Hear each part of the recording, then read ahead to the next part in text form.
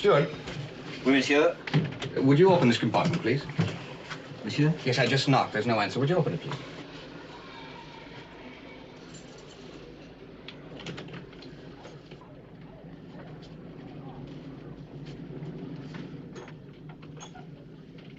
Sir Curtis?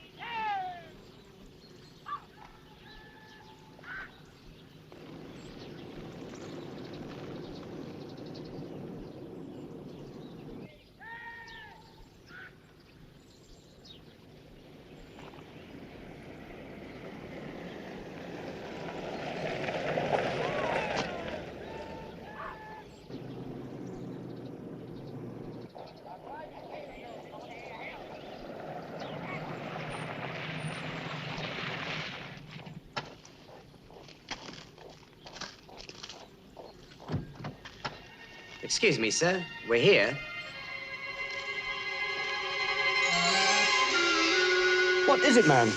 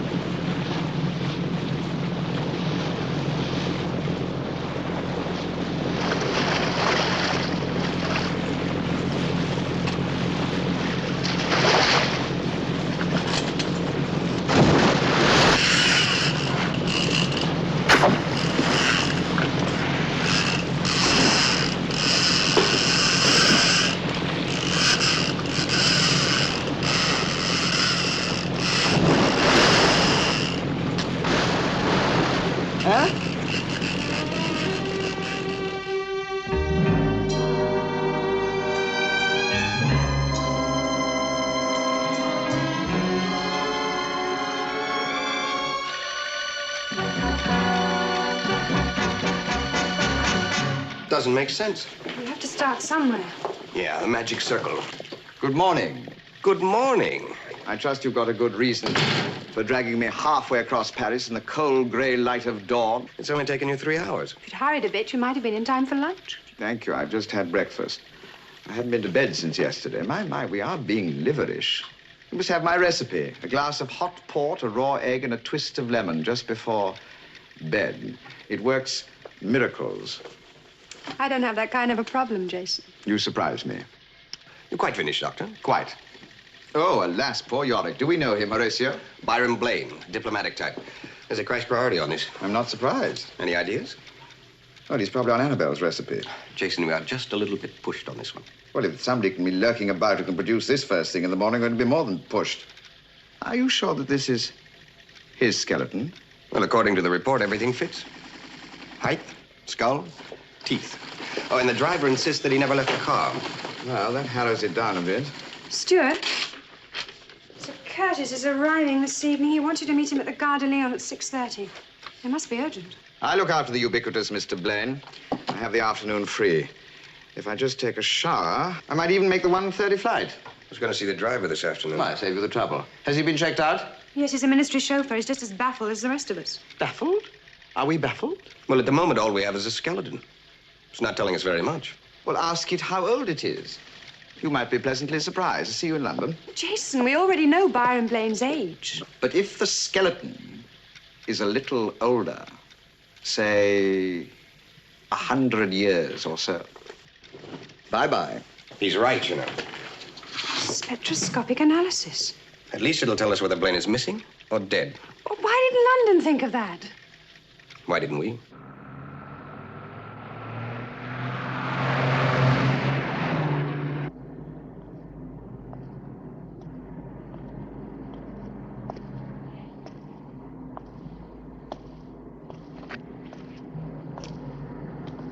Pity it's going to rain. Thanks very much. Is this the car you usually drive? Yes, that's right. Why, who are you? Oh, look, I've been with police and security for 2 days. I don't know what happened. Happened. Oh, you mean about Blaine's disappearance? Look, I think there must be something wrong with you lot. I've been over this 100 times. I'm sure 101 wouldn't be too much of a strain. You left at 10:30? That's right. How was old Byron? Talkative? Well, he said, good morning, Eldon. That was it. Until you got to Marlingdale. Yeah, well, there was the odd word. When you stopped off for lunch? Yes, that's right, but there was nothing unusual, nothing. Where did you stop? The Nag's Head at Wittering was one of his favourite places. Oh, yes. How long was lunch? Oh, no, only about an hour. We had to be at Marlingdale by 3. Oh, yes, of course. What did you have for lunch, Mr. Eldon? Me, I had a beer and sandwiches. What kind of sandwiches? Ham. Oh, look here, I've been over this time and time again. When he left the Nag's Head, he was perfectly all right. He was sat in the back there reading his newspaper. I see, and that's the only place you stopped. Oh, yes, the only place. Oh, look here, I haven't slept for about 2 days trying to work out what happened back there. But I'll tell you one thing. I wouldn't like to see a sight like that again. Never. I hope you never do. You sure you didn't stop off anywhere else for petrol or... No, I said I didn't.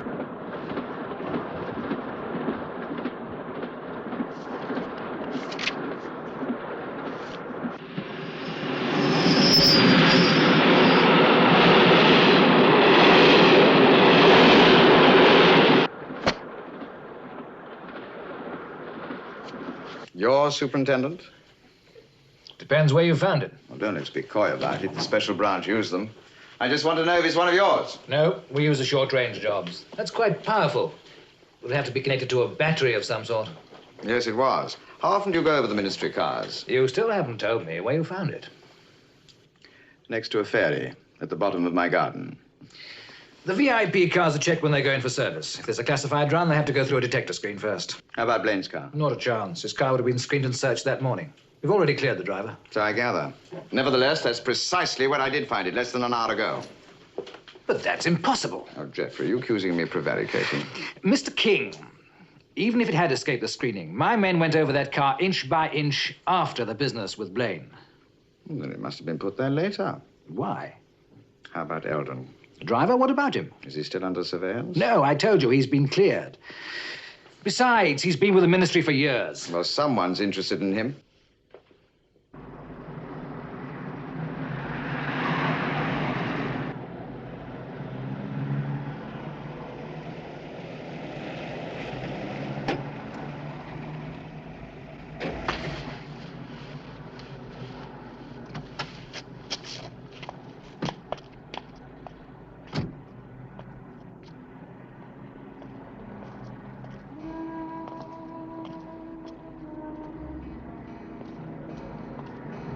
Hello, who's there?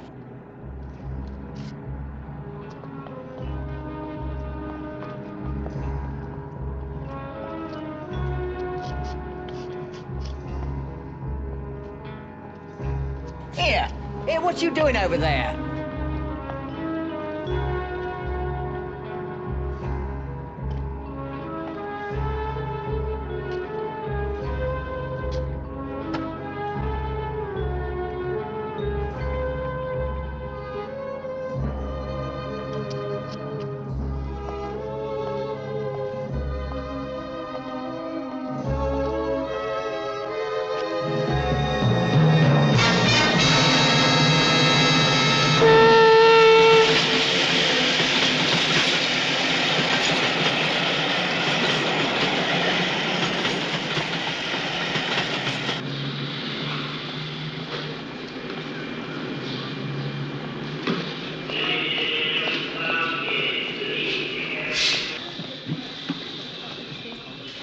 Excuse me, is this the 6:30 train from Geneva? Oui, monsieur. Thank you.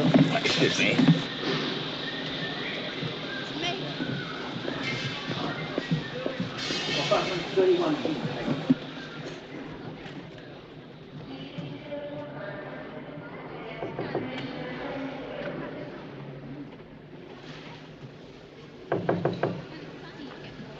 Steward, Oui, monsieur. would you open this compartment, please? Monsieur? Yes, I just knocked. There's no answer. Would you open it, please?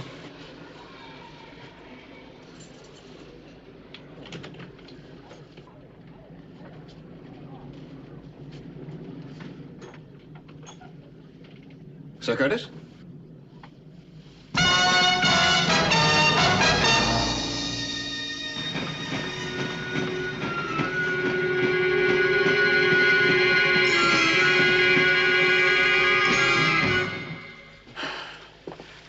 Thanks. It's useless. There's got to be some connection. Skeletons.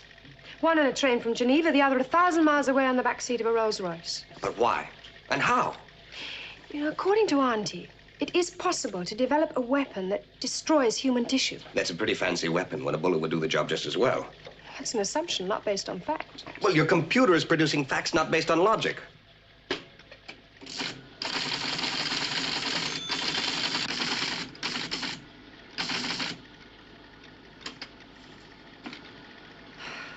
According to all the available data, the skeleton is Sir Curtis Serezzi. Deduction? Sir Curtis is deceased. Well? I think it's time we got a new computer.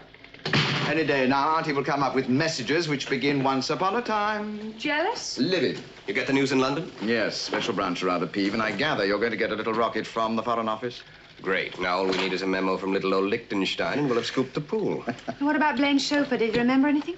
Ask him yourself. When? Sometime last night. He was found in the car this morning, or rather, Yorick's twin was. So you agree with Stuart? You don't believe they are dead? Oh, someone's going through a great deal of trouble to make us think so. How about the analysis on Blain's bones? Hopeless. They've been dosed with X-rays. The spectrograph showed us nothing. They are efficient, aren't they? Well, why remove the driver? Now, that's a good question. Apparently, he told me a great deal more than he was supposed to. What? I haven't the faintest idea. By the way, how's Auntie's arithmetic? Mine's impossible. Reasonable? Impeccable. I wondered if you'd ask her to be very kind and work out a little equation for me. I want to know the distance between Whitehall in London and Marlingdale in Cheshire, divided by 9, subtract the balance from diddly diddly diddly diddly diddly diddly 16, and add diddly diddly diddly diddly 1.5. Marlingdale, that was No prompting.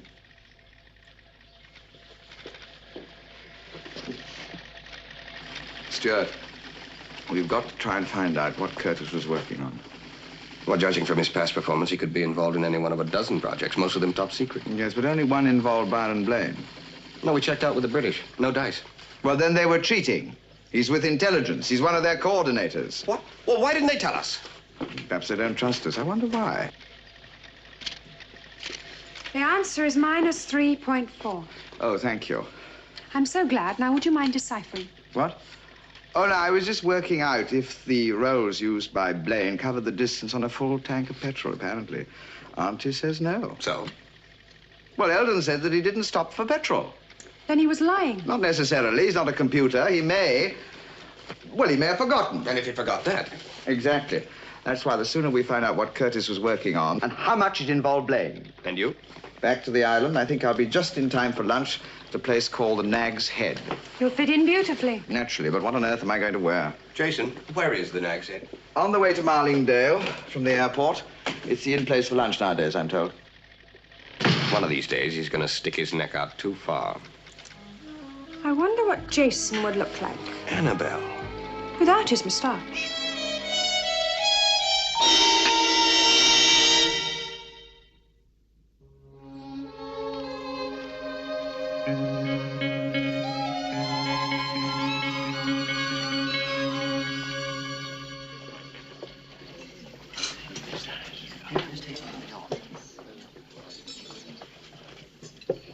He reads rather well. We have a reputation for accepting any challenge, sir. Fancy.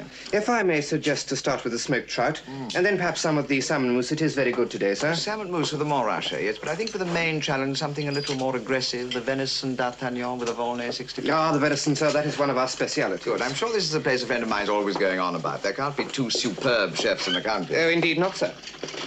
And you must know him, Mr. Blaine, Byrom Blaine. I'm believing something to do with the ministry or something. Ah, yes, sir, he often takes lunch here. Oh, good. I haven't missed... When was he here last? Oh, not for the past few weeks, sir. Really? I swear that he said he was coming here last Tuesday. Ah, Tuesday, yes, of course, sir. I wasn't on duty for lunch that day, sir. Oh, could you find out who was on duty? I just want to make sure. Is it very important, sir? No, not at all. And if the salmon mousse is as good as you say it is, that's for you. Thank you very much, sir.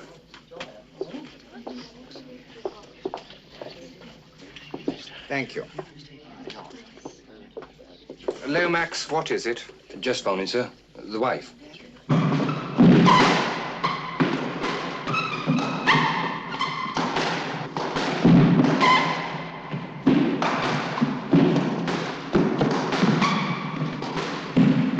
Good shot, sir. Yes, wasn't bad. Nice service.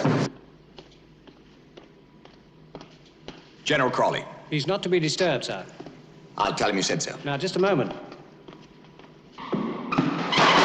What on earth? Sorry about that, General.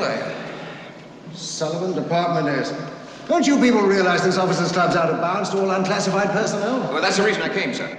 What? The matter I had to discuss may be classified. This seemed an ideal spot. Well, get on with it. Oh, never mind about Smithers. General, do you know about Sir Curtis Arezzi? Look, Sullivan, or whatever your name is, I said get on with it. Well, I believe he was working on a project which your headquarters knows about. Do you?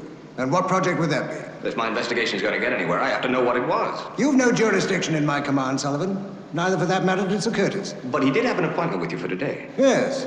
So did half a dozen other civil servants. I have to know, sir. Then ask his committee in Paris. I'm asking you. You don't even know if there was a project or not. Good day, Sullivan. Impudence of the fellow. Stuart, I've been trying to find you for over an hour. Any news? Well, I'm not sure. How'd you get on with General Crawley? Not a chance. Well, then listen. I ran a check on all classified messages sent from Surrett's office during the past 48 hours. Anything? Quite a few. They all come under the heading of Operation Ground Shield. Ground shield. It's some kind of joint operation. Nobody's talking. I wonder.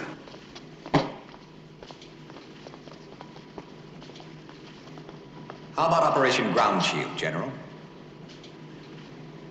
I'll see you in my office in 1 hour. Thank you.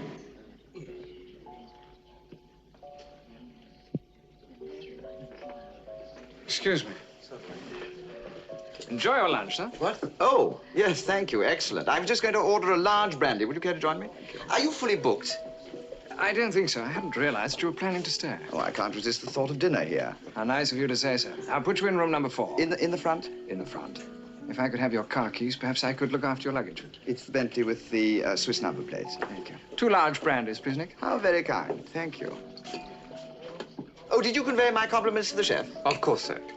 About Mr. Blain, sir, you were quite right. He did take lunch with us last Tuesday. You spoke to the waiter who served him? Yes, sir. A chap called Lomax. He remembered him very well. Good, thank you.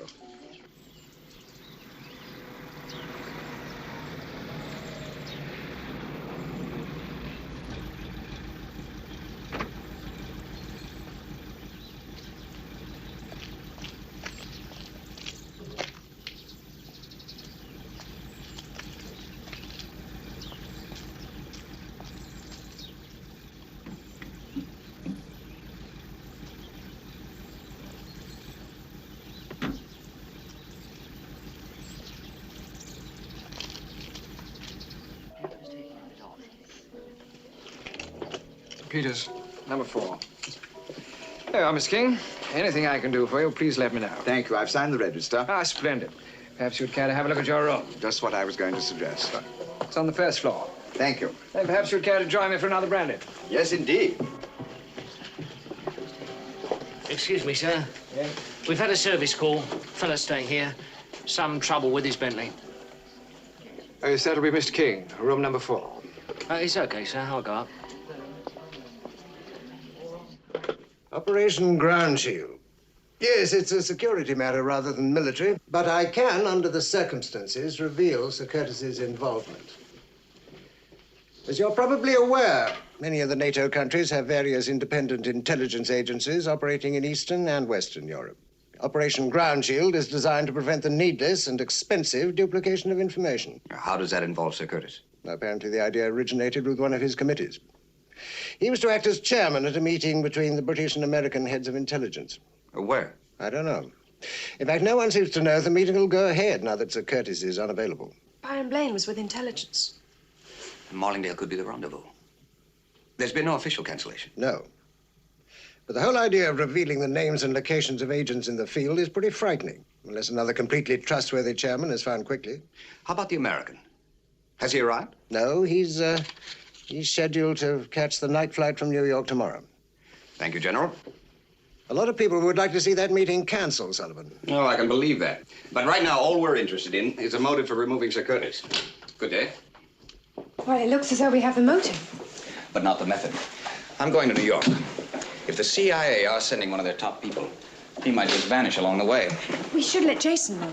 That's a good idea. Why don't you join him at the Nag's Head? Okay, and Stuart, don't talk to any strange skeletons.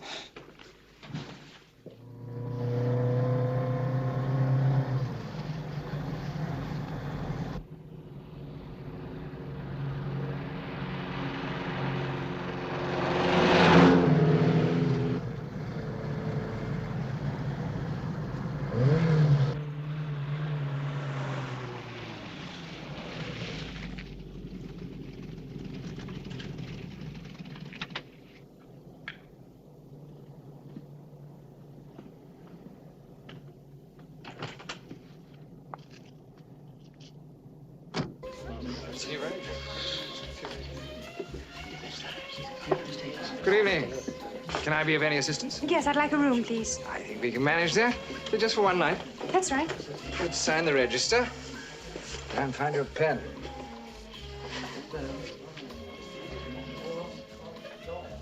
Yeah. Room number 7. Oh, that's all right. I can manage. Thank you. You sure? Yes. Up the stairs? 1st floor. Thank you.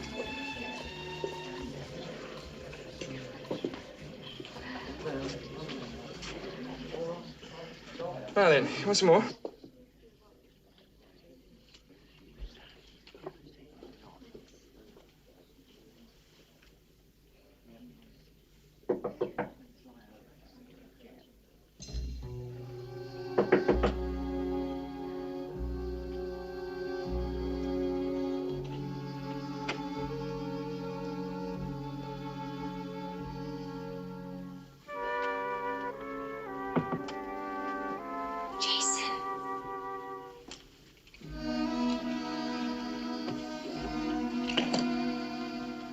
Jason!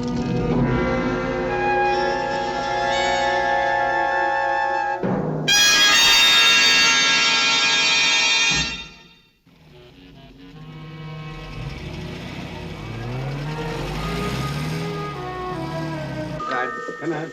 Good night. Well, Sergeant. Not much we can do tonight, Mr. Kilburn. Good night. Good night. Skeleton, though. He seemed such a nice sort of chap. Never can tell. Get these cranks all over the place these days. Then you're sure it was a practical joke? Of course it was, sir. You said yourself his car was taken for repair. I'll lay 10 to 1. He picked it up and took off without paying his bill. Well, I suppose I hope you're right, Sergeant. You'll see. Good night, miss. Good night. Sorry it gave you such a nasty turn. It's all right. It's my fault for walking into the wrong room. Nonsense, my dear. I feel the very least we can do is another brandy. Good night, sir. Good night, Sergeant. Very odd business. You said his car was collected. Yes, sometime after lunch. One of the mechanics came in, said he'd had a call. From Mr. King? I mean, did he actually mention his name? No. No, I don't think so. He just said that they'd come about the Bentley. I do wish the sergeant had checked whether the car is still at the garage. His explanation did make sense. Yes, I suppose so. Now, if you'll excuse me, I'd better lock up. Mr. Kelvin, I don't suppose you remember the name of the garage. Yes, Vale End Garage.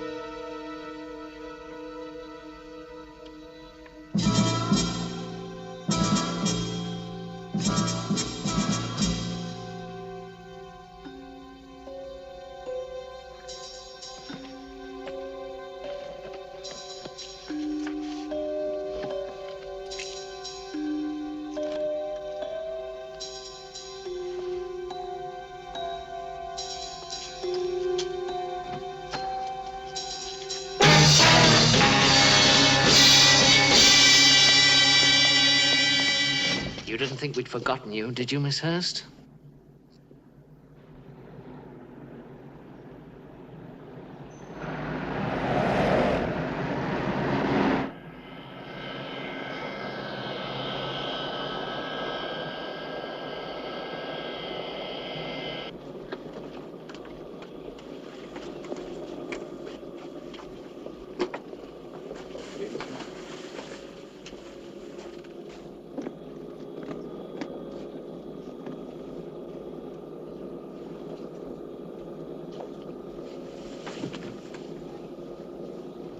We'll be taking off in about 5 minutes, sir. If there's anything you need before then. No, thanks. I'd like a drink later, though. Okay.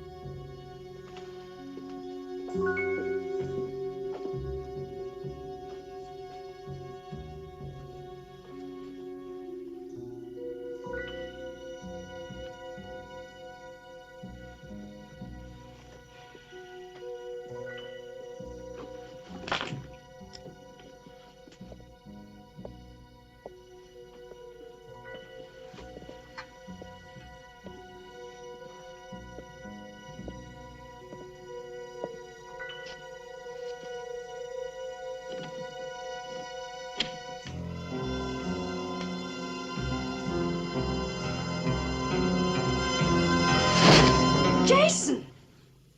Annabelle, what on earth? You're looking very aggressive. What on earth are you doing here? I was trying to find you. Well, I wish you'd told me. I'd have sat down and waited instead of spending the whole day getting out of my room. How did you manage it? If you can bear to wait, read the book. Jason, how long before they find you missing? How on earth am I to know? Then, in case you're wondering, the reason behind all this is Operation Ground Shield.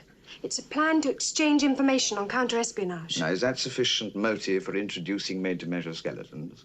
It's the only motive we've got. Perhaps we may find another. Follow me. After you.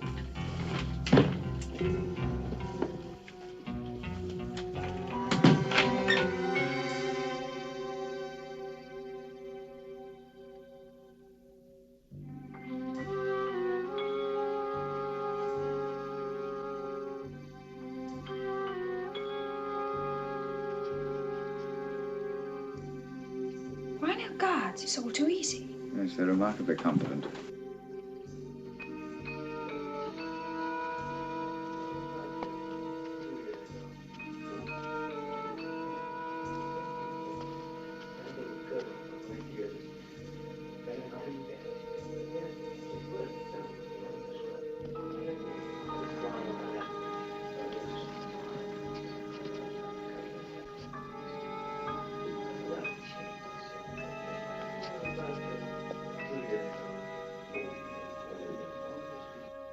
I personally find his use of color just a little too savage. As an impressionist, one would expect a more disciplined approach. I agree, Sir Curtis. You know, we have one in the Tate Gallery, and it's really quite brutal. I don't believe it. Where are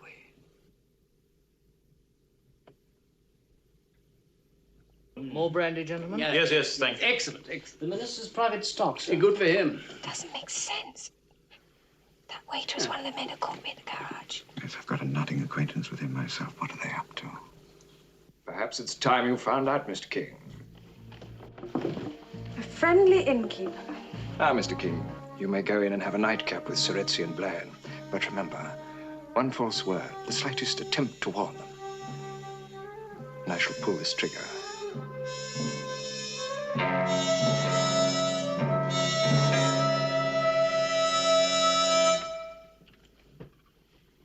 King, dear fellow.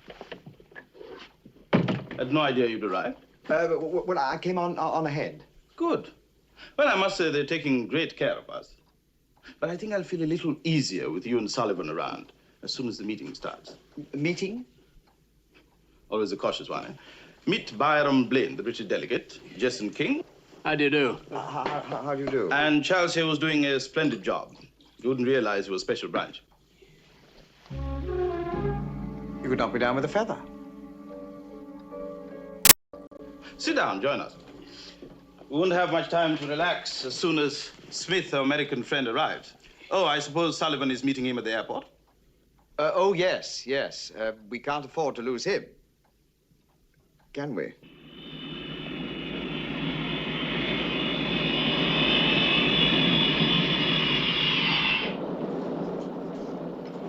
Anything else, sir? No, thanks. That was excellent. What time do we get to London? All about half an hour, sir. Thank you. I'm afraid my lighter has just given up on me. Do you have a light? Sure. I think I can manage that. Thank you.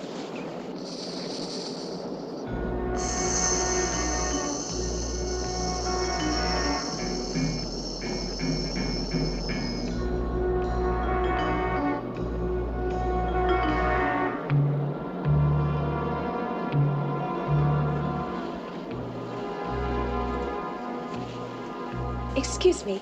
Yeah? Do you happen to have a light? Why, sure.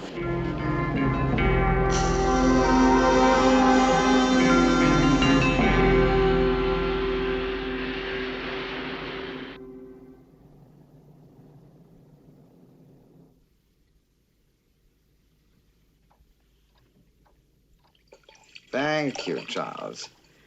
You can leave now. You obviously don't know Charles. He's on duty until the stroke of midnight. I see. Who takes over then? After a nightcap like this, it's usually bed. By the way, King, when I briefed you all in Paris, I don't remember I covered the agenda. No, I can't say that I recall it. Uh-huh. In which case, you will go over it with me tomorrow. We'll wait until Sullivan arrives. And this house, you're quite sure it's everything you want it to be? You can't possibly doubt the security of Mallingdale. Oh, well, if we can't trust Marlingdale, I mean, what can we trust? Absolutely, old chap. Ah, midnight. Time for bed. Yes.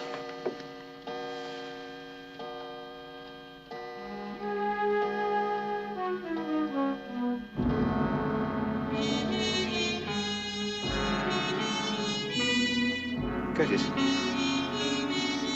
Blain. Hypnosis. Hypnosis. Is that it, Gilbert? Hypnosis! Why not? It's more efficient than drugs, don't you think? Yes, but how did they... Post-hypnotic suggestion. Like Cinderella on the stroke of midnight, they simply fade away. Logan, before you start the sleep tapes, make sure you put in a new reference to Mr. King. Saying good night, arranging to meet in the morning, that sort of thing. Yes, sir. You really have done quite splendidly, Mr. King. Poor old Suretsu had been getting quite worried about you. They think they're at Marlingdale. Think? My dear fellow, they're quite convinced. They both remember arriving, meeting the minister, talking to security. We even have a conference room. That's an exact copy. So they'll talk and give away the names and locations of all the agents. Exactly. You are about to witness the greatest coup in the history of espionage. Not quite. Your meeting's not even going to get off the ground if the American doesn't arrive. Wilbur J. Smith, or he'll arrive. And when that conference starts, I'm afraid you'll both become redundant. Good night.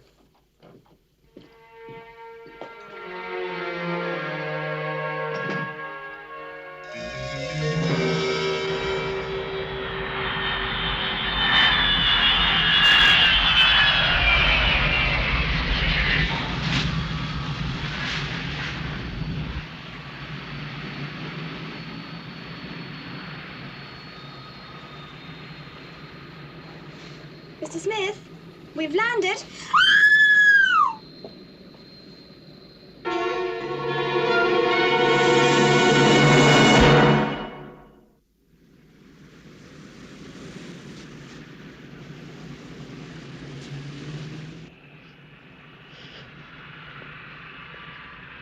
Move along, please. Mr. Sullivan, I'm afraid we can't hold the passengers on this aircraft. Well, let the rest of them go. But that pair stays. I have no authority. I'll take the responsibility. Department S, Interpol. All right. Now, I think this has gone on long enough. Where is he? I really don't know what you're talking about. Yeah? Well, the last thing I seem to remember is you with a cigarette. Would you mind? Captain, what's down there? That's the cargo hold. Right, well, make sure they don't start to unload now, huh? If he's down there, believe me, I'll find him. All right, he's in a packing case marked Penroy Engineering for collection. Where's he going? We don't know. We were paid to make the switch, that's all. And you weren't part of the deal. Yeah, I can believe it. Special branch. They're all yours. Smith is down below in a packing case. He's probably drugged. Right, I'll get the ground crew onto it. No, let's do it from here. That way the case can be unloaded and collected as planned. You want us to follow? No. Now, if they spot you, we've lost our only lead. If the case is big enough to carry Wilbur Smith, well, we're about the same size.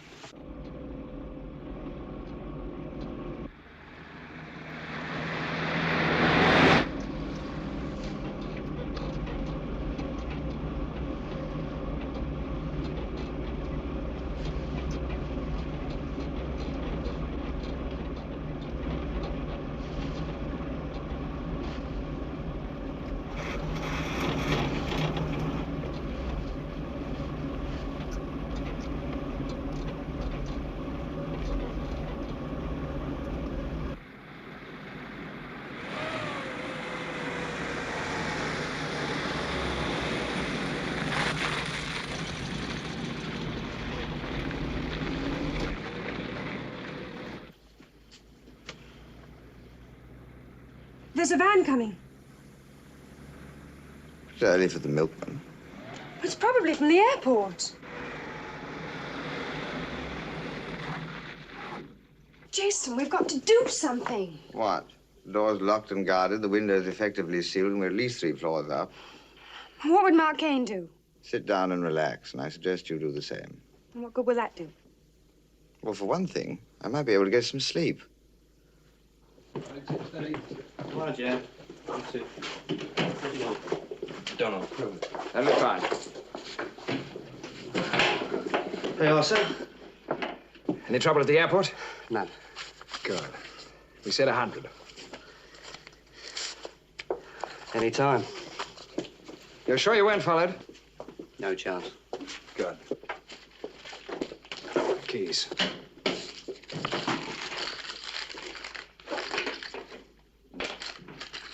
Here.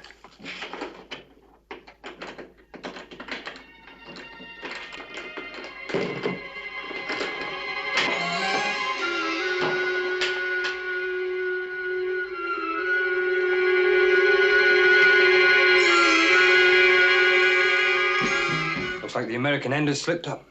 Maybe he wasn't even on the plane. Of course he was. So were our so-called specialists. Then why didn't they make the switch? I don't know. Maybe Sullivan's smarter than we thought.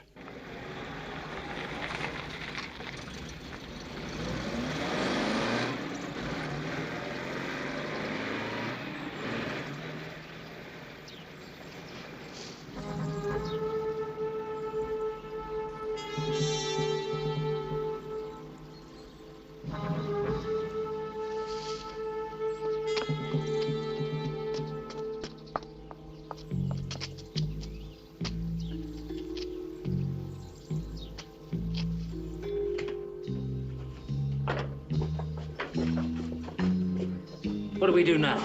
Shut the door. Soretzi and Blain are going to want to start checking with London if Smith isn't here. I'm more concerned with why he isn't. Look, if Sullivan did stop them on the plane, then he could have known about the crate. And follow? No. Maybe he came with it. Or we'd have spotted him. Would we? All we were concerned with was getting that crate. Could have got out of it on the way here and then left the van where... King and the girl. Watch them. But... Now, we'll handle Soretzi and Blain.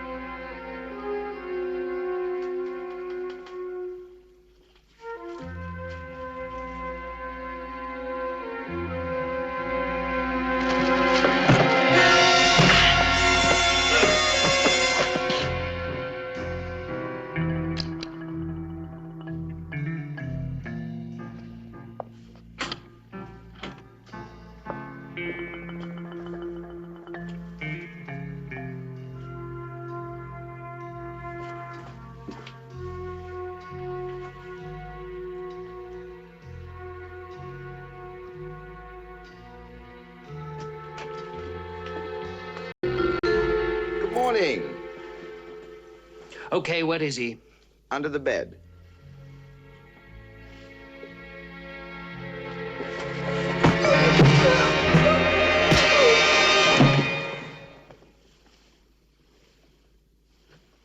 I gather he was one of them. Stuart, how did you get here? Special delivery. They were expecting Wilbur Smith. I found his photograph. I woke up on the plane to find a skeleton. Smith was in a storage hold. Yes, that makes it clear. It's one thing I don't understand is why they were leaving the skeletons. Well, if you kidnap a man on a plane or a train and he's reported missing, it'll be searched. But if it's a skeleton that's found, who'd think of searching for him? And by that time, it would be too late. But Byrom Blaine was traveling in a car, which was... stopped at the Vale End garage for petrol. That's where that little swap was made. Yes, of course, I see. Well, I'm not sure I do. Would somebody mind telling me what's going on around In here? a moment. I've got some more surprises for you. Another one. What did you have for breakfast?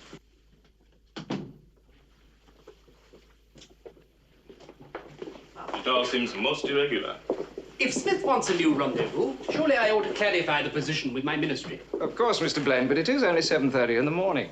Our information is that the American ambassador called on the Home Secretary an hour ago. And the instructions are that we leave for the new rendezvous immediately. What, without Smith? He's on his way there now. I do apologize about this, Sir Curtis, but we can't possibly risk a breach of security. Quite. It's rather a nuisance, though. How do we leave? From the rear of the building. You've arranged transport, Lomax? Yes, sir. It'll have to be one of the Q vans. Q-van? If the place is under surveillance, we can't possibly risk you being seen, sir. I wondered how I'd get them to leave. Uncomfortable way of doing things. What's wrong with them? They're hypnotized. They think they're at Marlingdale.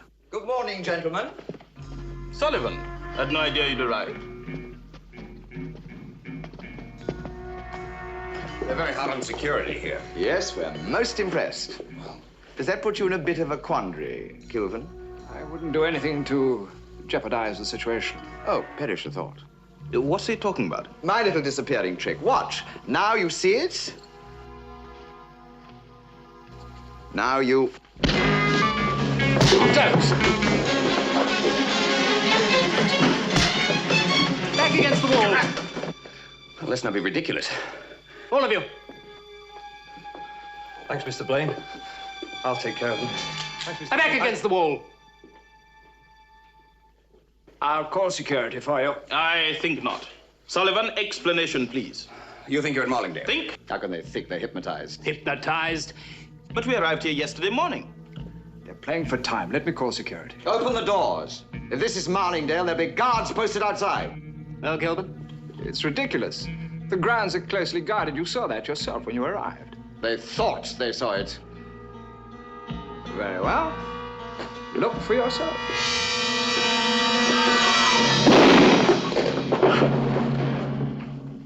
It would seem, Mr. King, that you are right. Of course. Yes, it seems a most ingenious plan, but how did you work it all out? We found a skeleton in the cupboard.